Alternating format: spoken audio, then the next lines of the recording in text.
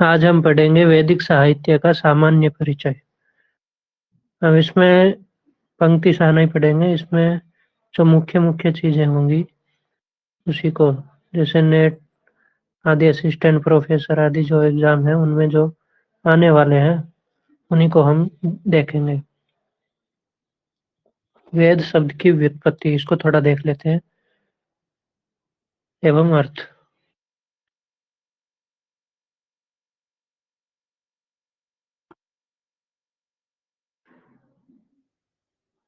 वेद शब्द की व्युत्पत्ति विद धातु, विद ज्ञाने, धातु से गहन प्रत्यय करने पर सिद्ध होती है। इसका अर्थ है ज्ञान।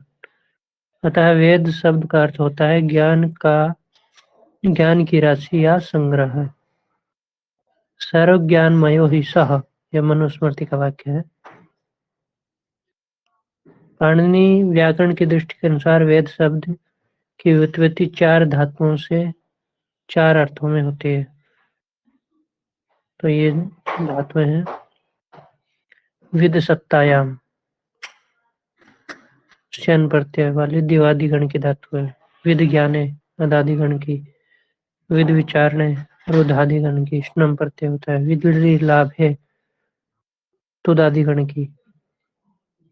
इसके लिए कारिका भी प्रसिद्ध है। सत्तायाम विद्यते ज्ञाने, वेत्ति विन्ते विचारणे, विन्दति विन्दते प्राप्तौ, शन लुक स्नम सैस्विति क्रमात्। ये 4 अर्थ होते हैं वेद शब्द के। इन चारों धातुओं में से निष्पन्न होता है।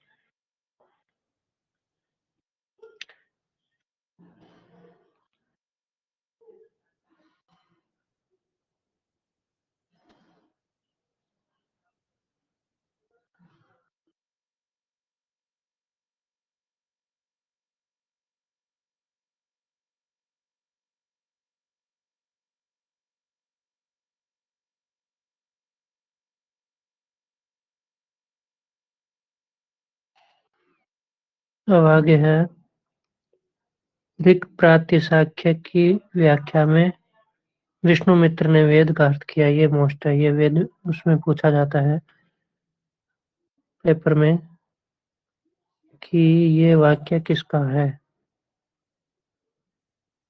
तो ये किसका है? विष्णुमित्र का। विद्यते ज्ञायते लभ्यन्ते एभिर् धर्माधि पुरुषार्था इति वेदाः।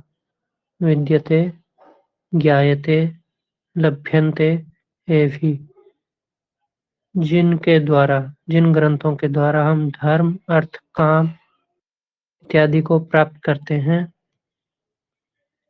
जानते हैं, बोध करते हैं, वो वेद है। वेद किसको कहते हैं? तो विष्णुमित्र ने ये इसकी परिभाषा दी। विद्यन्ते ज्ञायन्ते लभ्यन्ते एभिर् धर्माधि पुरुषार्था इति वेदाः। ये किसका है? तो विष्णुमित्र का है।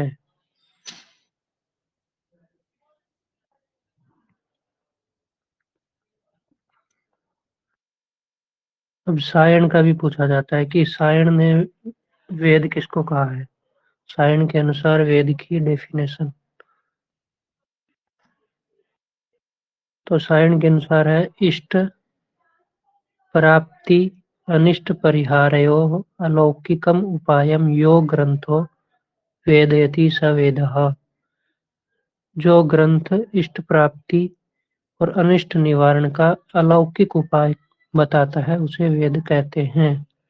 इसको ध्यान रखना है। सायण के अनुसार वेद की व्याख्या क्या है? वे इष्ट प्राप्त्यनिष्ट परिहारयो अलौकिकम उपायम यो ग्रंथो वेदयति स वेदः। वेदों के अर्थ में, अब वेदों के लिए कई शब्द प्रयुक्त होते हैं। जैसे श्रुति, श्रुति वेद को कहते हैं। निगम वेद को कहते हैं। आगम, त्रयी, छंदस, आमनाय और स्वाध्याय, इन शब्दों का प्रयोग देखा जाता है। ये भी पूछ लेते हैं परीक्षा में कि श्रुति किसको कहते हैं? तो वेद को। त्रयी में क्या क्या आते हैं? तो ऋग्वेद, यजुर्वेद, और सामवेद, ये तीनों त्रयी में आते हैं, तो इनको वेद कहते हैं, त्रयी। अब श्रुति क्यों कहते हैं? तो श्रुति इसलिए कहते हैं कि वेदों को गुरु शिष्य परंपरा से श्रवण के द्वारा सुरक्षित रखा जाता था, इसलिए श्रुति मतलब सुनने से ही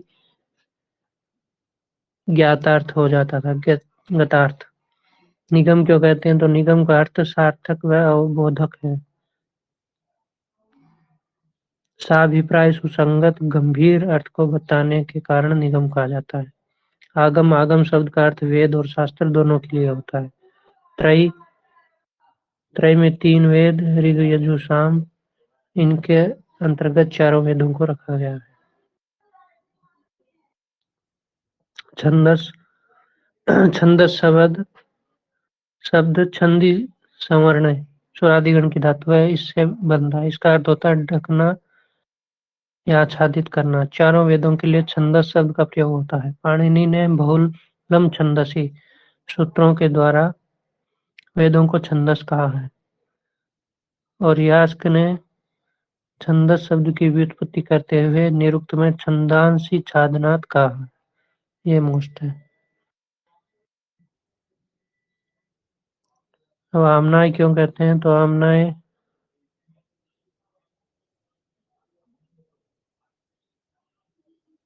शब्द ना अभ्यास है, अभ्यास, बार बार अभ्यास, आवृत्ति, स्वाध्याय, इसलिए आमनाय कहते हैं। स्वाध्याय स्व अर्थात आत्मा के विषय में मनन चिंतन प्रतिदिन अभ्यास पर बल देता है।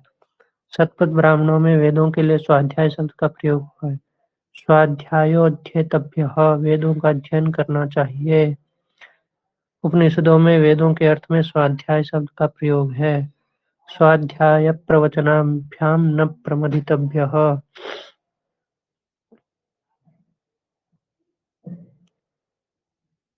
न प्रमदितव्यम, ये तैत्तिरीय उपनिषद का वाक्य है। अर्थात वेदों के अध्ययन और प्रचार में प्रमाद नहीं करें। अब दूसरा विषय आता है वेदों का रचना काल।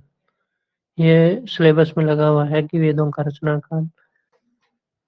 मैक्स मूलर, बाल गंगाधर तिलक इनके अनुसार क्या क्या मानते हैं, तो वो भी मोस्ट है। अब इसको जो पूछा जाता है वही देखेंगे। यहाँ से मैक्स मूलर, मैक्स मूलर कितना मानते हैं ये देखते हैं। ये यहाँ से देखते हैं। ये मैक्स मूलर ने गौतम बुद्ध के आविर्भाव को अपना आधार माना है। बुद्ध ने वैदिक संहिता का खंडन किया, अतः वैदिक काल बुद्ध के जन्म से पूर्व होना चाहिए। इस आधार पर उन्होंने वैदिक काल को 4 भागों में विभक्त किया। अब ये 4 भाग मोस्ट है। पहला है छंद भाग, छंद काल, छंद, ये छंद काल। दूसरा है मंत्र काल। तीसरा है ब्राह्मण काल।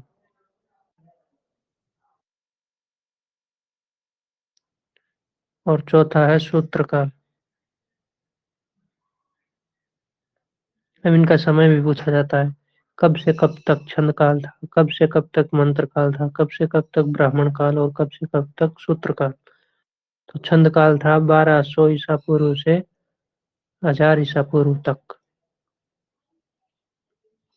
इसमें वैदिक मंत्रों की रचना हुई, छंद काल। फिर आया मंत्र काल।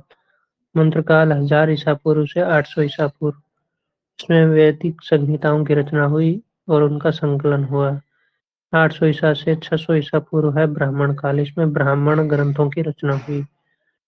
और 600 ईसा पूर्व से 400 ईसा पूर्व सूत्र काल। इसमें सूत्र ग्रंथों की, गृह सूत्र, श्रव सूत्र, इनकी रचना मानी गई है, माना है मैक्स मूलर ने।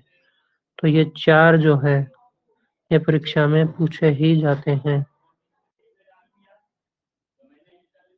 कि यहाँ से यहाँ तक कितने हैं और यहाँ से यहाँ तक कितने हैं।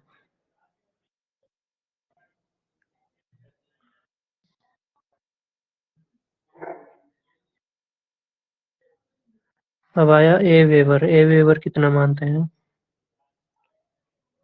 वेदों का समय निश्चित नहीं किया जा सकता, वेवर ने तो कह दिया। इन्होंने 1200 ईसा पूर्व से 1500 ईसा के बाद कथन स्वीकार नहीं किया जा सकता। मतलब इनका कोई ठोस कोई वो नहीं है कि यहाँ से यहाँ तक।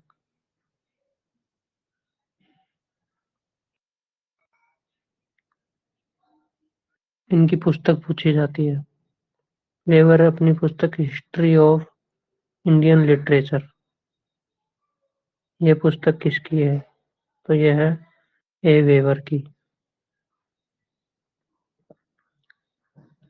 जैकोबी, जैकोबी ने 4500 से 2500 ईसा पूर्व माना है। ये मोस्ट है।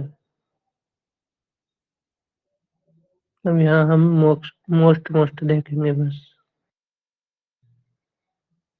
इनका आधार भी पूछा जाता है कि जैकोबी का आधार किसको आधार मानकर ये काल निर्धारण करते हैं? तो ज्योतिष को आधार मानकर काल निर्धारण करते हैं। क्या क्या परीक्षा में पूछा जाता है वही हम यहाँ देख रहे हैं। अब आया बाल गंगाधर तिलक के अनुसार। तिलक ने ज्योतिष गणना के आधार पर, इनका भी आधार क्या है? ज्योतिष। 6000 ईसा पूर्व से 4000 ईसा पूर्व माना है ऋग्वेद का रचना काल। ये पूछा जाता है कि ऋग्वेद का रचना काल तिलक के अनुसार कितना है? तो 6000 से 4000 ईसा पूर्व ईस्वी पूर्व। तो इसको ध्यान रखना है, 6000 से 4000 बाल गंगाधर तिलक मानते हैं। जैकोबी मानते हैं 4500 से 2500।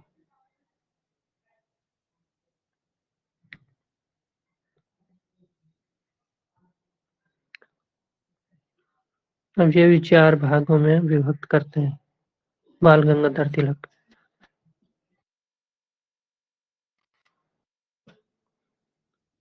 कौन कौन से? दितिकाल, मृगशिरा काल, कृतिका काल, सूत्र काल।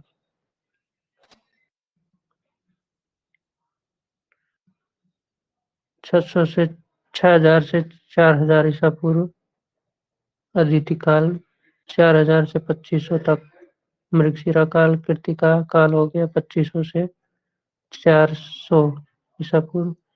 400 से 500 सूत्र काल। इनके अनुसार 6000 ईसा पूर्व वेदों का रचना काल और संगीता का रचना काल 2500 ईसा पूर्व से 1400 ईसा पूर्व के मध्य माना जाता है। ये मोस्ट है 4 भागों वाला। फिर आता है डॉक्टर वेंटरनिच।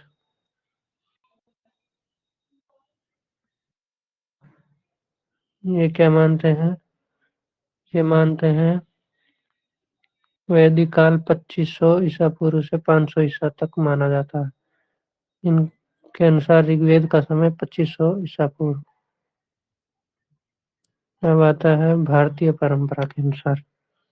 ये तो विदेशी विद्वान हो गए। अब भारतीय विद्वानों का क्या मत है?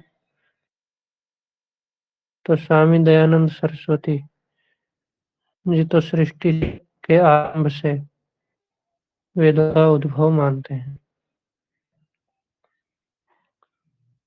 अविनाश चंद्र दास मानते हैं 25,000 ईसा पूर्व।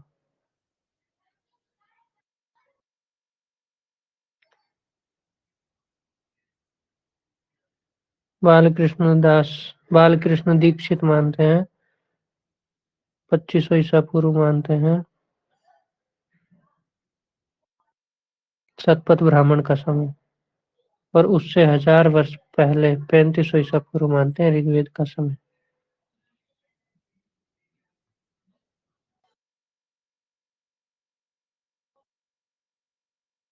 अब ये मुख्य एक चार्ट में आपको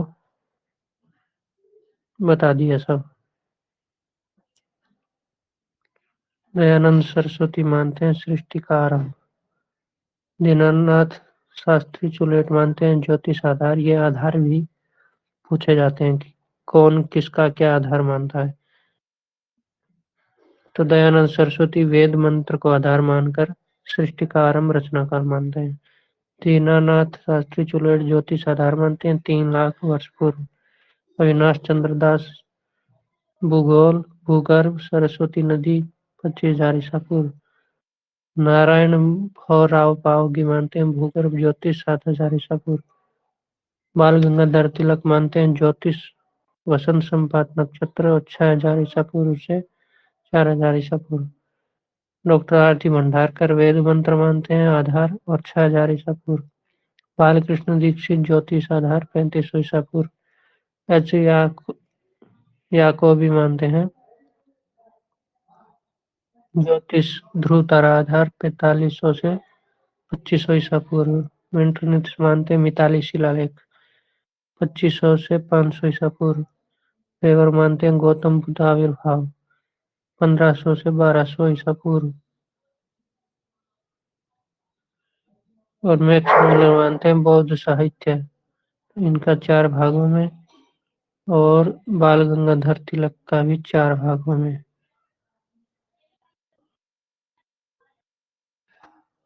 अदिति आदिकाल जो ये अदिति काल या बाल गंगाधर तिलक, वैसे ही मैक्स मुलर भी 4 भागों में।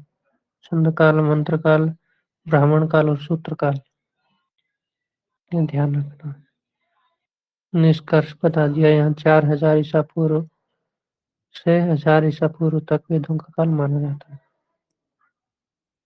वेदों का विभाजन।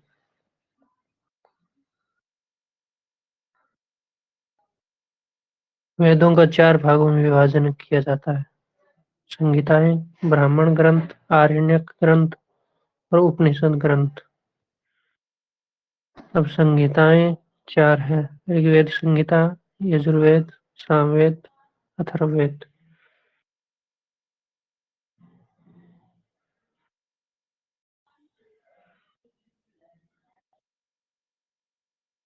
अब संहिताओं के ऋत्विक। तो सामवेद यजुर्वेद के यहाँ होता, नहीं, ऋग्वेद के यहाँ होता, यजुर्वेद के अध्वर्यु, उद्गाता है सामवेद के, ब्रह्मा है अथर्ववेद। पहले है ऋग्वेद। ऋग्वेद के यहाँ होता, फिर यजुर्वेद, यजुर्वेद के हैं अध्वर्यु, फिर सामवेद, सामवेद के उद्गाता, फिर अथर्ववेद, अथर्ववेद के ब्रह्मा।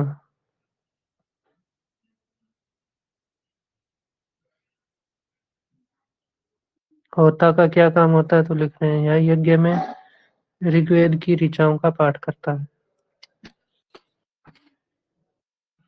इस अतएव इस ऋग्वेद को होत्री वेद भी कहा जाता है।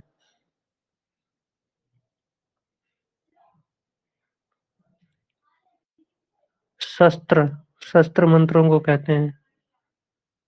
अध्वर्यु दूसरा, अध्वर्यु क्या करता है, यजुर्वेद के मंत्रों का पाठ करता है। उद्गाता क्या करता है, सामवेद के मंत्रों का पाठ करता है। और ब्रह्मा क्या करता है, ब्रह्म यज्ञ का संचालन करता है।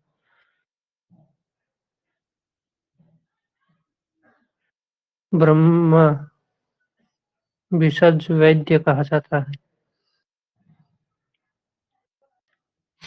अब ये मंत्र दिया है, इसमें चारों ऋत्विजों का वर्णन है। ऋचां त्वः पौषमास्ते पुष्पान् गायत्रं त्वगायति सक्वरीषु ब्रह्मा त्वो वदति जातविद्यां यज्ञस्य मात्रां विविमित। तत्व ऋग्वेद का है, 10वें मंडल का।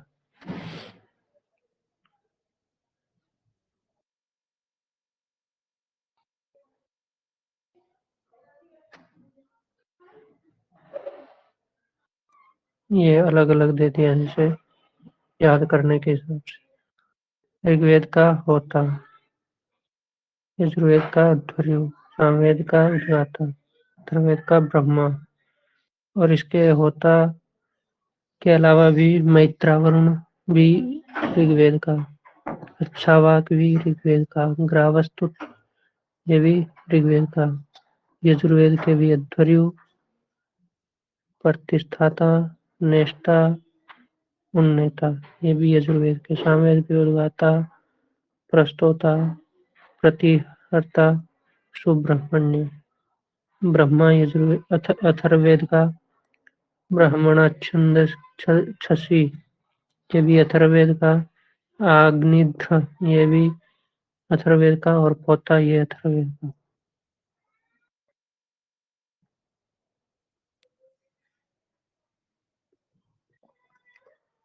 कर्मकांड वेद और ब्राह्मण, ज्ञान कांड वेद की जो संहिता भाग और ब्राह्मण भाग है वो कर्मकांड है, और जो आरण्यक और उपनिषद भाग है को ज्ञान कांड कहते हैं।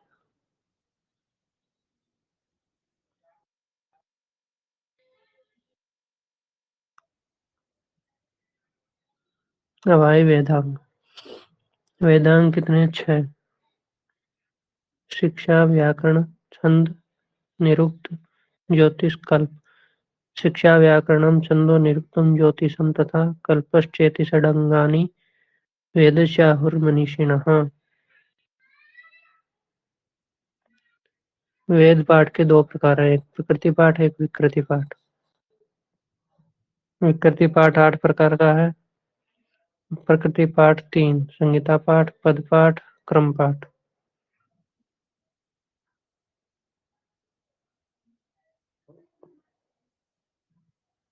ये पूछा जाता है कि ऋग्वेद का पद पाठकार कौन है? तो ऋग्वेद के शाकल शाखा का शाकल्य ऋषि और रावण, यजुर्वेद की 33 संहिता का आत्रेय पद पाठकार, और सामवेद का गार्ग्य ये पद पाठ। अब इसके बाद 8 विकृतियां कौन कौन सी है ये बता रहे हैं आगे।